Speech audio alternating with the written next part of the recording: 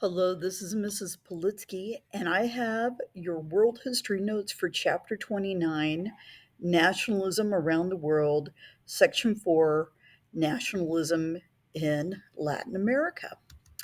And kind of talking a little bit about maybe some of these nations as far as the beginning of the 20th century.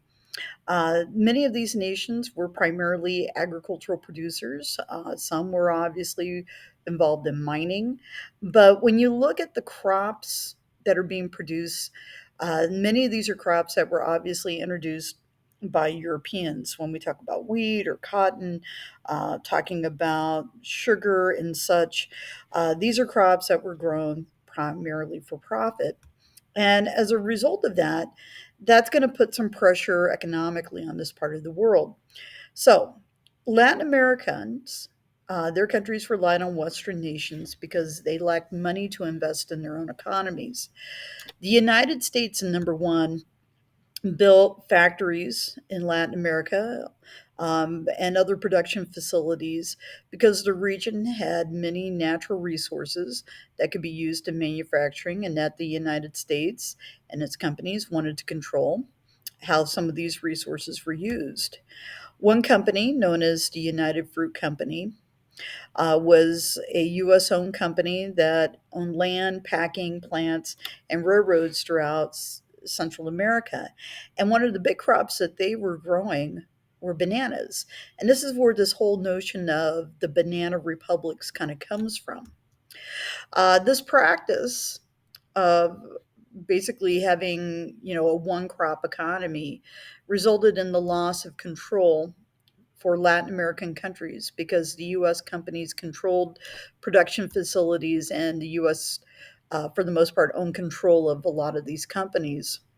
Latin Americans would have seen this as a form of imperialism because the United States would have gained most of the profit from the work of Latin Americans.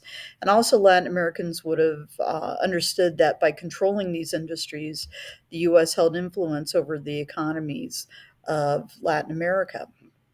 And you can kind of see this within these political cartoons. If you take a look at the one on the left hand side here, what the United States has fought for, you can see, Spanish oppression, industrial slavery, and whatnot.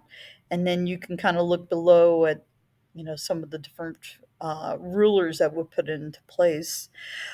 Same goes over here to the right hand side, talking a little bit about the United States and some of its colonies throughout the Caribbean, and then kind of further to the east and to the Philippines and Hawaii and such. So, after World War II, Latin American nations, particularly those in South America, faced a lot of dictatorships. And if you take a look at the chart, you had Argentina, they had what they called the dirty war. It was fear and violence, there was unemployment, inflation, foreign debt. In Brazil, we had dictatorships that froze wages. The standard of living had dropped. There were death squads to kind of squash those people who were in opposition.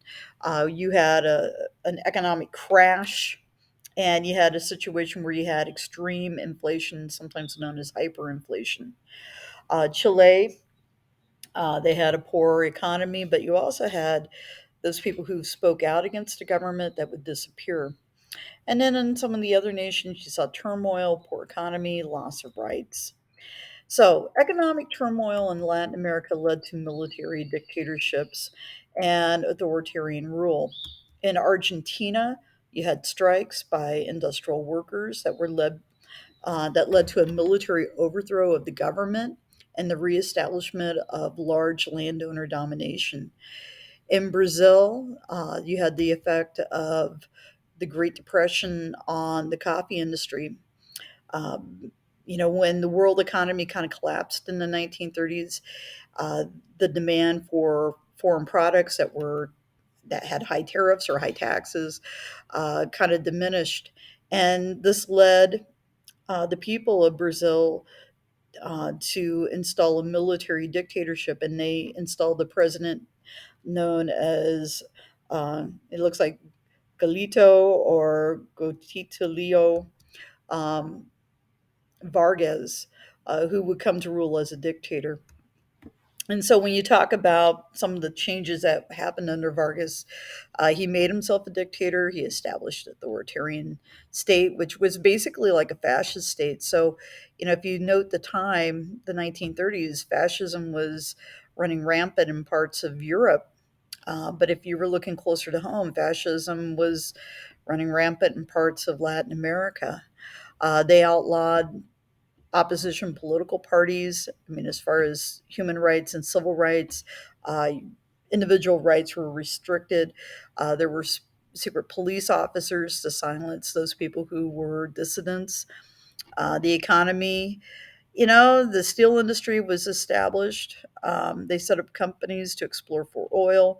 They started diversifying agricultural products. But as far as what you're sacrificing, as far as your personal rights, your human rights, for the economics, it was not necessarily a fair trade in that regard.